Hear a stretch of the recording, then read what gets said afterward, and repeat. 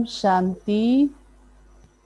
हम सब की अति प्रिय, परम आदरणीय, परम श्रद्धेय दीदी मनमोहिनी जी, जिन्हें हम सभी ब्राह्मण बड़े प्यार से बड़ी दीदी जी कहते हैं, क्योंकि सचमुच उनका व्यक्तित्व ऐसी सबके दिल पर अमिट छाप डालने वाला रहा, जो आज भी हम सब के दिल में वह स्मृतियाँ, उनकी रूहानियत, उनका वह रूहानी नूर याद आता है और वैसी फीलिंग आती है। मेरा ये सौभाग्य रहा कि मुझे बाल्यकाल में छोटी आयु में ही दीदी को देखने का, सुनने का और समीपता का, मिलने का वो बहुत अच्छे अनुभव रहे, क्योंकि 60s में ही पेरेंट्स ज्ञान में चले तो हम कभी कभी जाते थे रजौरी गार्डन सेंटर दिल्ली में, और दीदी तब वहाँ रहा करती और दादी ऑलराउंडर भी रहा करती, और उनकी ही रूहानी पालना में हमारा परिवार इस ईश्वरीय ज्ञान में आगे बढ़ता चला गया।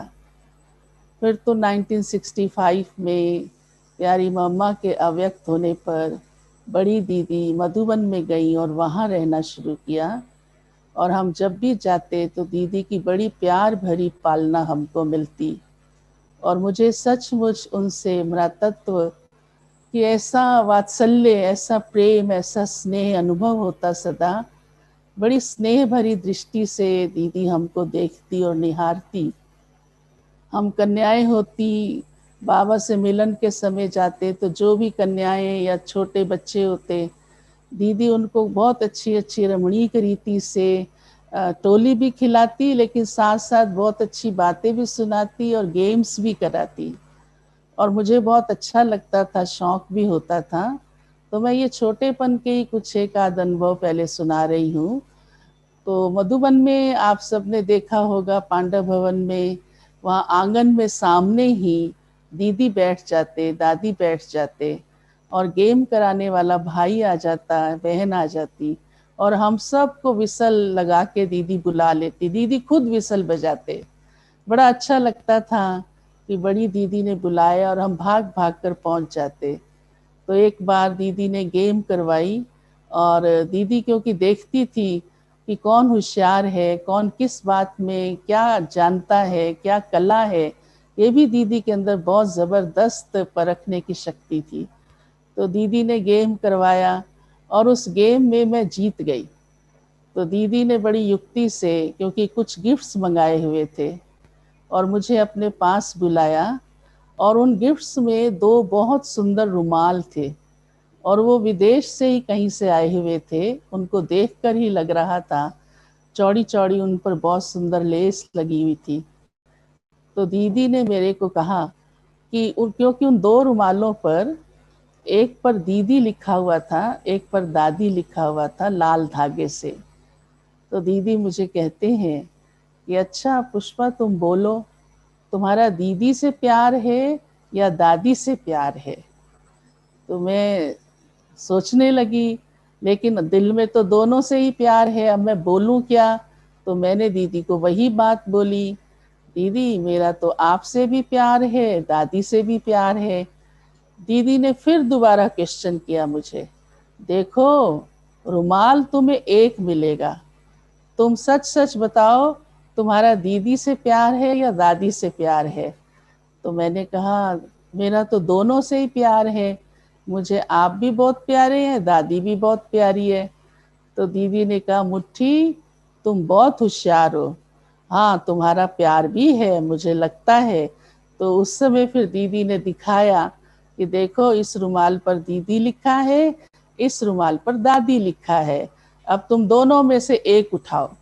तो मैंने तब भी, दीदी इतनी परीक्षा लेती थी और इतनी होशियार थे दीदी, और छोटी छोटी बात से परख लेती थी हर बात को। तो मैं चुप रही, मैंने दोनों में से कोई भी एक नहीं उठाया, और दीदी की तरफ देखती रही और दीदी भी मेरे को देखते रहे। तो उसी समय फिर दीदी ने बड़े प्यार से हमें गले लगाया और कहा, तुम खेल तो जीती हो लेकिन तुम मेरा दिल भी जीती हो, इसलिए तुम्हें 2 गिफ्ट मिलेगी, दोनों रुमाल मिलेंगे, दीदी का भी मिलेगा, दादी का भी मिलेगा। तो ऐसे दीदी हर एक को देखकर बहलाती भी थी, लेकिन ऑफिशियल भी बहुत थी, क्योंकि जहाँ पढ़ाई की बात आती थी, सेवा की बात आती थी, तो दीदी उसमें कॉम्प्रोमाइज नहीं करती थी, पूरा ब्यौरा लेती थी, हिसाब लेती थी। बोलो आप क्लास में लेट क्यों आए, मुरली सुनी, आज बाबा ने मुरली में क्या कहा, मुरली नोट की, ये सारी बात भी ज़रूर पूछती थी और दिनचर्या भी पूछती थी। और हमने जब पढ़ाई पूरी की दिल्ली यूनिवर्सिटी से, तो मैं मधुबन गई दादी ऑलराउंडर के साथ।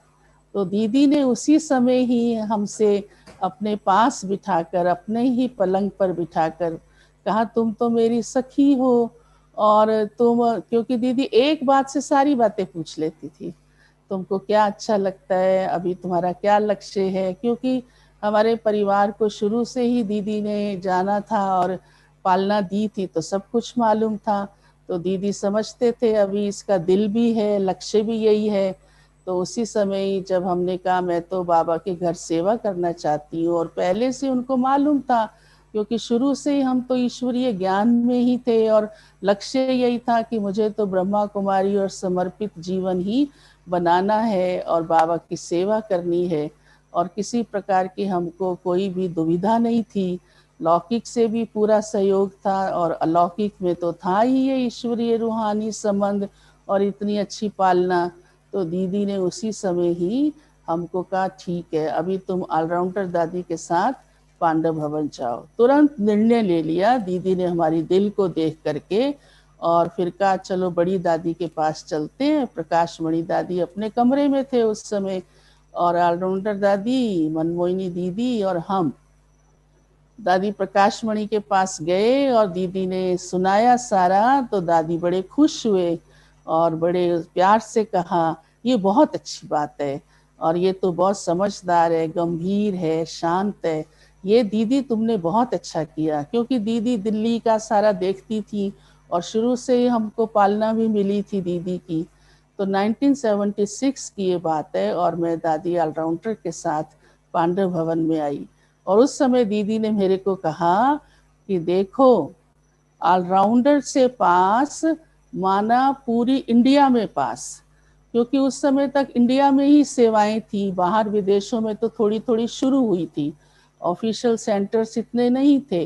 तो दीदी ने इसलिए भारत की ही बात कही, नहीं तो शायद सारी दुनिया की कह देती। तो ऐसे दीदी सिखाती थी कि कैसे हम सारी बातों का ध्यान देकर चलें, और अपने जीवन में ज्ञान योग की पालना लेते हुए अपने को सुधारते हुए आगे की ओर बढ़ते जाएं। सुधारते माना जो श्रीमत है भगवान की, उसको पूरी तरह से फॉलो करते जाएं। तो एक बार, क्योंकि दीदी पांडव भवन में आना जाना करती रहती थी, दिल्ली की सेवाओं के कारण से कोई भी बड़े प्रोग्राम्स होते थे, प्रकाश मणि दादी भी आते थे। तो एक बार जस्टिस कृष्णा अय्यर जी को बुलाया गया दीदी से मिलने के लिए। उस समय वो संपर्क में आए थे, नए नए थे। तो दीदी उनसे मिले, और फिर उनका भोजन भी था दीदी के साथ। तो दीदी, दादी गुलजार, जस्टिस कृष्णा अय्यर जी, ब्रिजमन भाई साहब, गोपाल भाई साहब, ये सब भोजन पे बैठे थे। तो मुझे दीदी ने कहा था, दादी गुलजार ने बुलाकर, कि आप देखना सारा, सर्व करना। और भी साथी थे, तो हमने बड़े प्यार से, लेकिन थोड़ा सा सोच करके, क्योंकि बहुत अनुभव नहीं था, थोड़ा ही टाइम हुआ था उस समय पांडव भवन में आए हुए, तो बड़े ध्यान से भोजन कराया। तो जब जस्टिस कृष्णा अय्यर जी चले गए, तो बाद में दीदी ने मुझे बुलाया शाम को, क्योंकि दोपहर को उनका भोजन था। और दीदी ने हमारा हाथ पकड़ के इतने प्यार से हाथ को दबाते हुए कहा, मुट्ठी तुम तो बहुत पास निकली, बहुत होशियार होगी। दीदी टाइटल भी बहुत अच्छे अच्छे देती थी। कहा, तुमने इतनी अच्छी तरह खिलाया, वो आत्मा बहुत संतुष्ट होके गई, और कहा ये बहुत बड़ी सेवा है, क्योंकि दीदी को अच्छा लगता था कि सूक्ष्म सेवा करते हो परंतु स्थूल सेवा भी करो और वो भी करनी आनी चाहिए। ये दीदी बड़ा बैलेंस सिखाती थी। कहती थी ऐसे नहीं हो कि सूक्ष्म में ध्यान हो तो स्थूल ना कर सको, या स्थूल में इतना ध्यान हो कि सूक्ष्म भूल जाए और टाइम पे कहो मैं कैसे सुनाऊं, हाँ, या कैसे भाषण करूं। तो दोनों रीति से दीदी कन्याओं को तैयार करती थी और सिखाती थी। तो दीदी ने हमको बहुत अच्छी तरह ये जैसे एक दिल में बिठा दिया कि ये सेवा का भी बहुत महत्व है। तो दीदी ने कहा कोई ऐसी विशेष आत्मा को जब हम संतुष्ट करते हैं तो उसमें बहुत बड़ी सेवा समाई होती है और उसके दिल पर जो छाप पड़ती है उसकी दुआएं भी मिलती हैं। प्यारे दीदी ने लालचंद वत्स सुप्रीम कोर्ट के सीनियर वकील उनसे मुलाकात की। तो दीदी ने उनसे पूछा कि वकील साहब आप रोज क्लास करने आते हैं? तो लालचंद भाई जी बोले कि मैं नहीं आ सकता हूँ, मेरी दिनचर्या बहुत व्यस्त रहती है।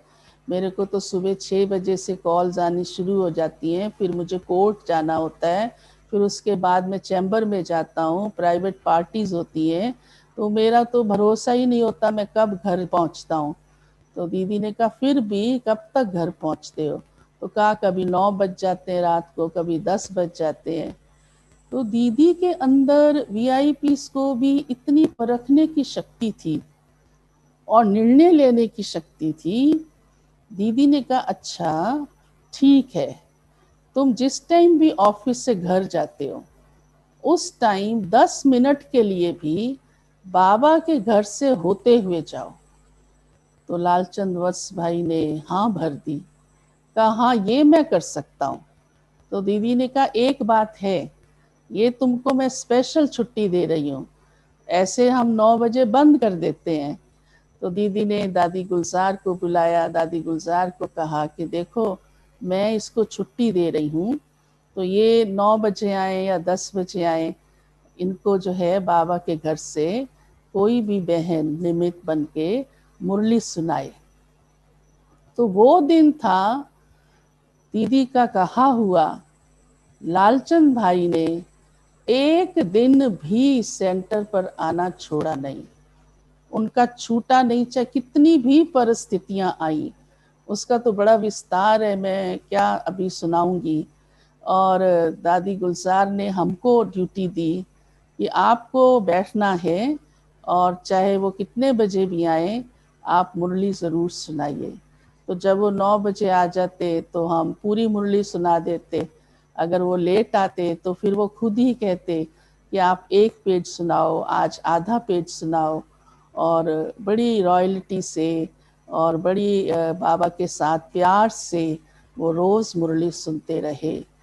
तो ये भी एक दीदी का निर्णय कहे, और उनको परख कर दीदी ने उनसे प्यार से वादा करा लिया और वो यज्ञ के इतने समीप रतन बन गए कि एक दिन वो यज्ञ में समर्पित हो गए। और ईश्वरीय कारोबार में जो एक लॉ के हिसाब से विशेष सहयोग होता है, निर्णय लेना होता है, उस कायदे पे चलना होता है, वो काफ़ी सेवा वो करते रहे।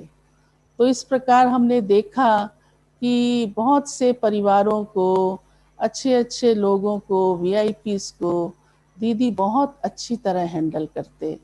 कोई युगल है या कोई बांधेली माता है या कोई अधर कुमार है, एक ज्ञान में चलता है दूसरा नहीं चलता है परिवार से, तो उसी रीति से दीदी उनको हैंडल करते। 1981 की बात है जब दिल्ली में महायज्ञ, विश्व महायज्ञ के नाम से बहुत बड़ा कार्यक्रम विशाल स्तर पर था लाल किला मैदान में।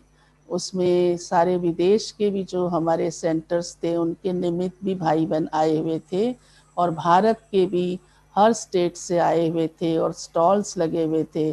तो उसकी तैयारी करने के लिए पहले दीदी दिल्ली में आए, एक मास पांडव भवन में लगातार रहे कि दिल्ली वालों में मैं उमंग उत्साह भरूंगी कि ये इतना बड़ा कार्यक्रम होने जा रहा है और उसकी तैयारी सबको मन वचन कर्म से, तन मन धन जी जान से बहुत अच्छी तरह करनी है। ऐसे तो इस ईश्वरीय विश्वविद्यालय की ये विशेषता ही है कि जो भी यहाँ आता है वो क्योंकि भगवान के प्यार और निश्चय से अपना कर्तव्य स्वयं भी समझता है। तो दीदी ने बड़े उमंग से हर सेंटर की ऐसी फिक्स कर दी सिस्टम कि आज मैं फलाने सेंटर से मिलूंगी, क्योंकि दीदी अपनी तबीयत के कारण सभी स्थानों पर नहीं जा सकते थे। तो दीदी ने उन सेंटर्स को कहा कि आप पांडव भवन में अपनी क्लास सहित आइए, और दीदी उनकी क्लास कराया करती।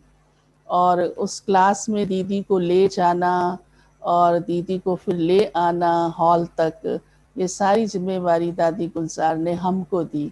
तो मैं दीदी का हाथ पकड़कर क्लास में ले जाती थी और क्लास आरंभ करवाती थी। तो दीदी का ध्यान हर बात में जाता था। तो दीदी ने मेरे को कहा कि पुष्पा देखो, ये जो सीढ़ी है ना स्टेज पर, वो वाली सीढ़ी, ऐसे कहा, क्योंकि दरवाजे और भी थे जहाँ सीढ़ी थी, का जो स्टेज वाली सीढ़ी है ना उसके कोने वाले तरफ के में थोड़ी मिट्टी है। सचमुच हमें बड़ा आश्चर्य लगा, हम तो इतने यंग और हमारा ध्यान नहीं गया, और दीदी का ध्यान इतनी छोटी बात में भी गया। चलते फिरते भी दीदी, चक्कर लगाते हुए भी दीदी मेरे को कह देती थी, देखो ये चीज फलां स्थान पे होनी चाहिए। तो दीदी ने जब हमारा ध्यान खिंचवाया कि उस स्टेप पर थोड़ी मिट्टी है, तो सचमुच मैंने सीखा कि ये बातें भी बहुत ध्यान देनी चाहिए, और मुझे पहले चेक करके जाना चाहिए था और सफाई करने वाले को बताना चाहिए था कि बड़े दीदी आ रहे हैं और आप ये जगह साफ कीजिए। दीदी स्वयं अमृत वेला कराते, जबकि दीदी का स्वास्थ्य इतना अच्छा उस समय नहीं रहता था, आयु भी थी और कमजोरी भी थोड़ा रहती थी, तो भी दीदी कहते थे कि नहीं, मैं अमृत वेला स्वयं मंच पर जाकर कराऊंगी। और मैं दीदी को ले जाती थी, और जब अमृत वेला होता था तो रिकॉर्ड बजाने वाला भाई रिकॉर्ड बजाता था, गीत बजाता था, हम सब यहाँ रहने वाले सभी बैठते थे सामने। तो दीदी ने जब अमृत वेला जैसे पूरा हुआ रिकॉर्ड 4:45 बजे, तो दीदी ने हमको कहा, इस भाई को कहो कि लास्ट में जब योग पूरा होता है तो ट्यून नहीं बजाई जाती, गीत बजाया जाता है। तो दीदी ने कहा, अच्छा तुम नहीं कहो तो मेरे पास बुलाओ उसको, मैं उसको समझाऊंगी। तो दीदी ने उसी समय उस भाई को बुला करके समझाया कि देखो लास्ट में ट्यून नहीं, गीत बजता है। तो इस प्रकार से दीदी ने हम यज्ञ वत्सों को हर रीति से ट्रेनिंग भी दी, व्यवहार कुशलता भी सिखलाई, स्वच्छता भी सिखलाई। दीदी कहती थी सेंटर सादा जीवन वाला भी हो लेकिन बहुत स्वच्छ भी हो, इतना स्वच्छ हो जो उस स्वच्छता की वाइब्रेशन और आपकी आत्मा के मन की शुद्धता की वाइब्रेशन मिलकर के बहुत रूहानियत का वातावरण क्रिएट कर दे। ऐसे दीदी समझाती थी। का सब कुछ सिंपल रखो लेकिन स्वच्छ बहुत रखो। तो सबको दीदी ऐसी ऐसी बातों की शिक्षा भी दिया करते। दीदी बाबा के प्यार में बड़ी मस्तानी रहती थी। वो दीदी के हमको कई व्यवहार से, उठने बैठने से, खाने पीने से महसूस होता था। कैसे प्यार से दीदी बाबा को जैसे बुला रही है, आओ बाबा आप भोजन करते हैं। तो एक दिन की बात है, मैं सुबह 6 बजे दीदी के कमरे में गई, यहाँ पांडव भवन में जिस कमरे में दीदी रह रहे थे। तो दीदी ने मेरे को कहा कि इसको कहो ये चला जाए। अब हमें ये बात समझ में नहीं आई कि मैं अकेली कमरे में आई हूँ और तो कोई आया नहीं है, और कमरे में और कोई दूसरा है भी नहीं। दीदी उस समय स्नान पानी करके तैयार हो रहे थे, तो मेरे को कहते इसको कहो चला जाए। तो मैंने इधर उधर घूम कर देखा तो कोई भी नहीं था। तो मैं दीदी की तरफ देखने लगी, फिर दीदी ने कहा इसको कहो ये चला जाए। तो मैंने सोचा शायद मेरे पीछे कोई आकर के खड़ा हुआ होगा, तो दरवाजे की तरफ झांका तो वहां भी कोई नहीं था। तो दीदी समझ गए कि इसने मेरी बात को समझा नहीं है। तो दीदी ने फिर, क्योंकि दीदी के कमरे में शिव बाबा की लाइट जग रही थी और दीदी को वो सारी रात हम जगा के रखते थे, दीदी के लिए जगी रहती थी, तो उस समय भी जग रही थी। तो दीदी ने फिर हाथ से इशारा किया, कहा ये इसको कहो। तो माना इतना दीदी का बाबा से गहरा नाता, कनेक्शन, कि शिव बाबा की लाइट को देख करके भी दीदी ऐसे महसूस कर रही है कि मेरे सामने शिव बाबा विराजित बैठे हैं।